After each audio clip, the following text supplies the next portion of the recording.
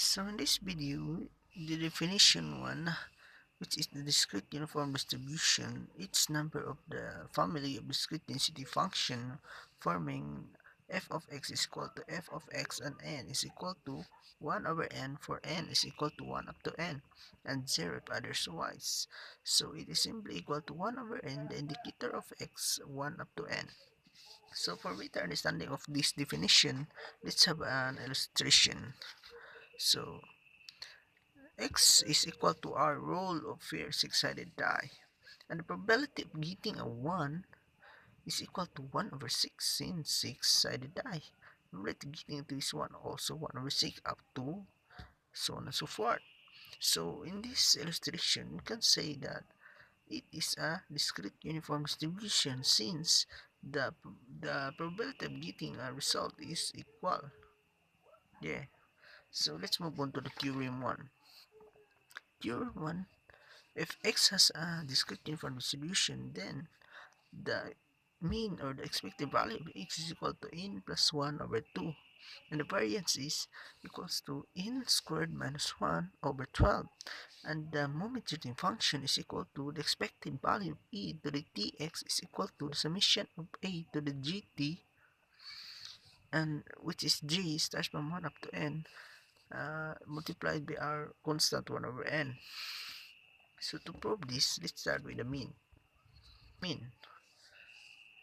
So for the mean, expected value of x is equal to the summation of j, where j is set from up to n, multiplied by a constant. So the value of our g here is n times n plus 1 over 2, and multiplied by a constant 1 over n. That's why cancel, that's multiplied by 1, so we get n plus 1 over 2. So let's move on to the variance. For the variance, it is equal to the summation of x squared, expected value of x squared, minus the quantity of x, expected value of x. So it is our mean. So we just substitute our mean. We took it a while ago. So here, the value of is equal to the summation of I squared or g squared multiplied by our constant n. So our g squared here, the value of our g squared is equal to n times n plus 1 times 2n plus 1 over 6, and multiply by our constant 1 over n. That's why we have n here, and cancel, that's why we have this. Since we multiply this, then we get this, and we square this, we get this. So by that we find, so we get this 2n squared plus 3n plus 1 multiplied squared, so 2n squared plus 2n plus 1 over 4 squared. So minus, since it has not different denominator, so we find the common denominator, which is 12.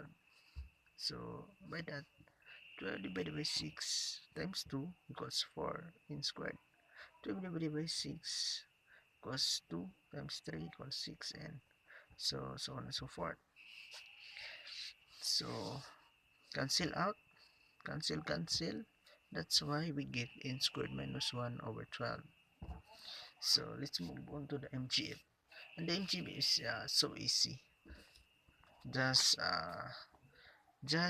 multiply here, substitute 1 over 6 here, then yeah, that's right, that's it. For better understanding, we have an example here. Example, tossing a single die. And a single die, let's have our x is 1 up to 6, and the probability of getting value, the result is 1 over 6, and the same.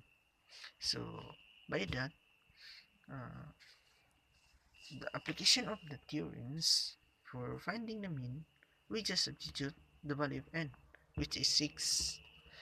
So 6 plus 1 equals 7 over 2, or 3.5. And the variance is n squared minus 1 over 12. N squared minus 1 over 12. So 6 squared equals 36 minus 1 over 12. It is equal to 35 over 12.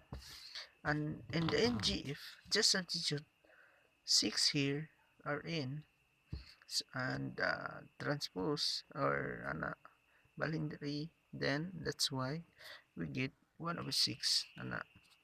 Then substitute 1 over 6 times e to the t, since our x here is 1, and e to the 2t, since x here is 2, and e to the 3t, x is 3, and so on and so forth. So that's all. Thank you for watching my video tutorial.